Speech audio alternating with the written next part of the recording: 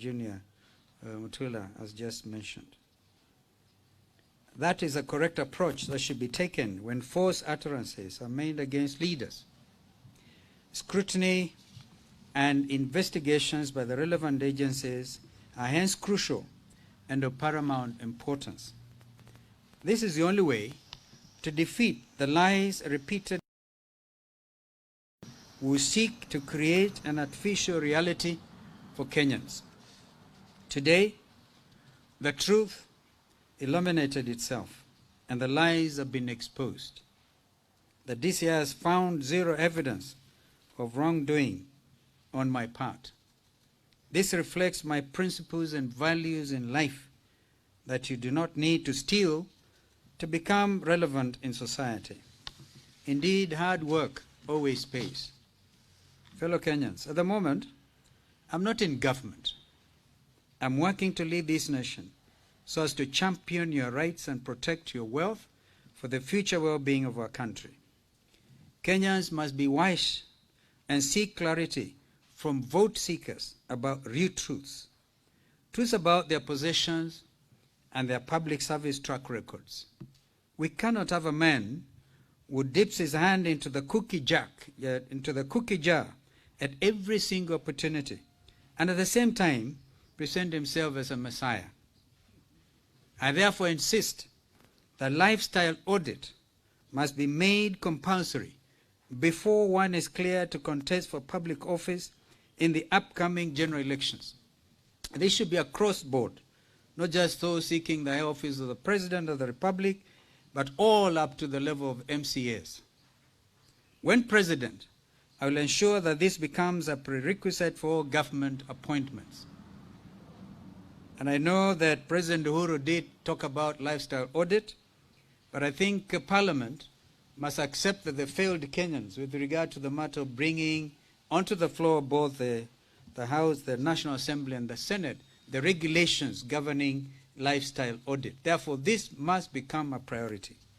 I will also recover stolen money and inject it into projects that benefit the youth. Today, millions of youth continue to be saddled with student loans in the midst of biting unemployment. If we tame the greed by leaders, we will release billions of shillings into the economy and create jobs for our people. We cannot have a man who has looted our coffers and cabal of his allies who are facing serious economic crimes ascend to power. They are not seeking the presidency to serve Kenyans, but to protect their ill-gotten wealth. Similar to the landmark elections of 2002, exactly 20 years ago. And I must say similar to what has just happened in Zambia, where the result was so overwhelming. The young people wanting to take back their country went out and voted in droves for change. It will be the coming of age for many young people in our nation. I intend to speak to the youth emphatically about the power of their vote in determining their future. As a public servant who has had the opportunity to serve this nation in various capacities within government, including being our country's 10th vice president, I have always been guided by the principles of truth and justice. We cannot fathom a country where corruption becomes a way of life. We will wage an aggressive war against all those who have impoverished our country through relentless looting. To demonstrate our commitment on the war against corruption, I will establish, and I said this when we are launching this command center, the Office of the Protector of Public Interest, domiciled in the Office of the President, to complement the work of the EACC in confronting corruption in our public sector. We will also establish a State Capture Commission of Inquiry and lay bare to Kenyans the extent of the looting undertaken by those invoking the name of God to hoodwink Kenyans. And please notice, some of us are serious believers. And this does offend our own concept of what divinity is all about. This commission will be time-bound, and its recommendations will be acted upon by the DPP to institute prosecutions and institute an aggressive asset recovery campaign against enemies of the state.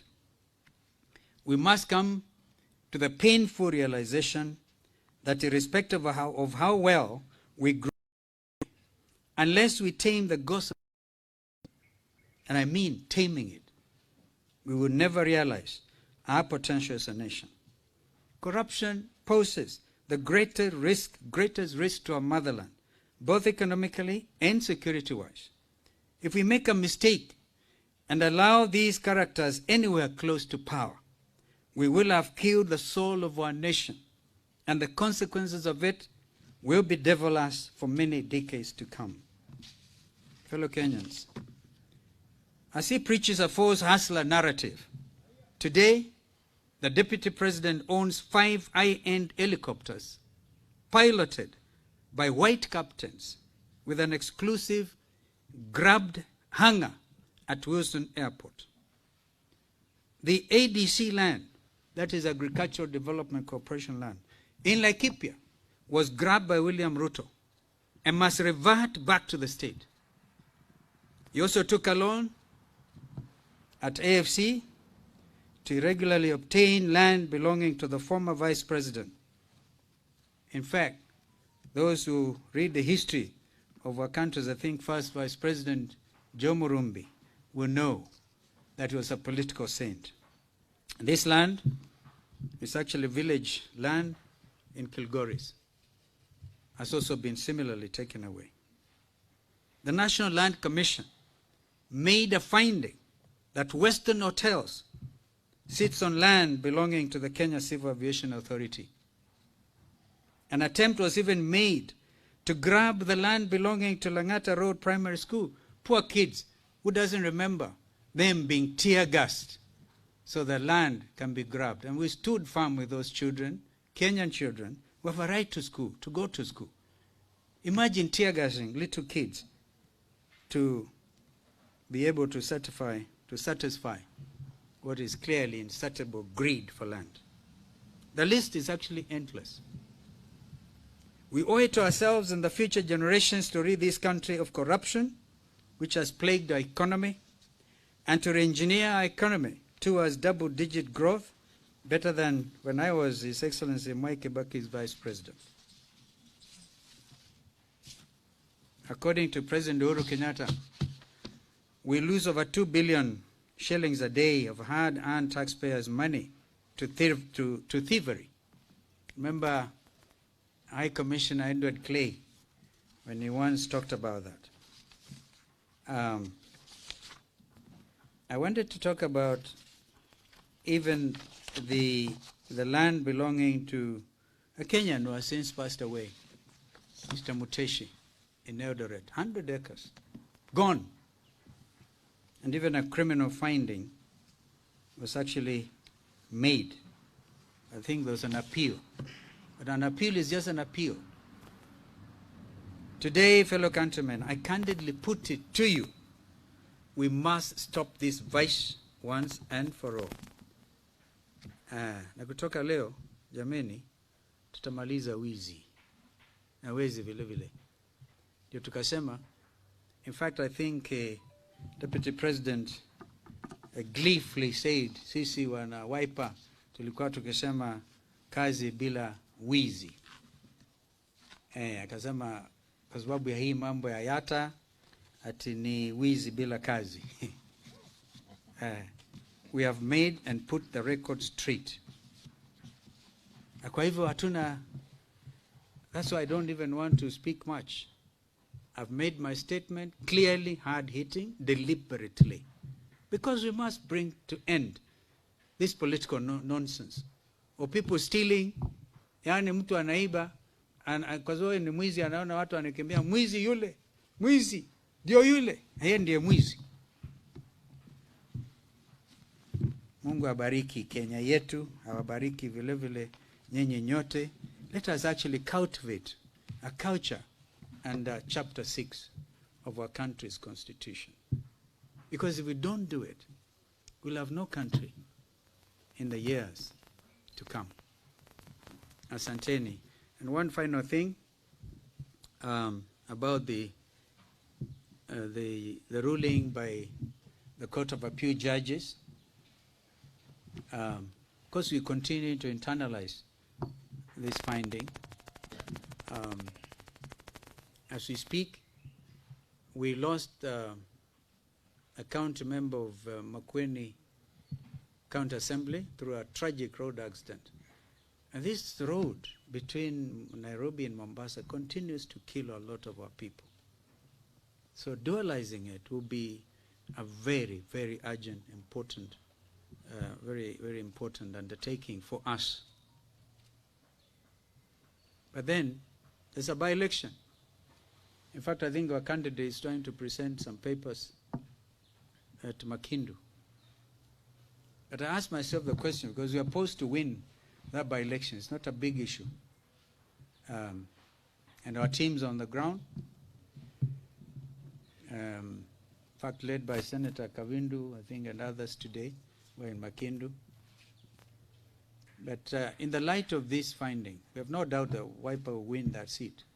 But in the light of this finding about the quorum of IEBC, I want to challenge IEBC themselves to come out on this matter, because I think there are several others, 2 or 3, by elections.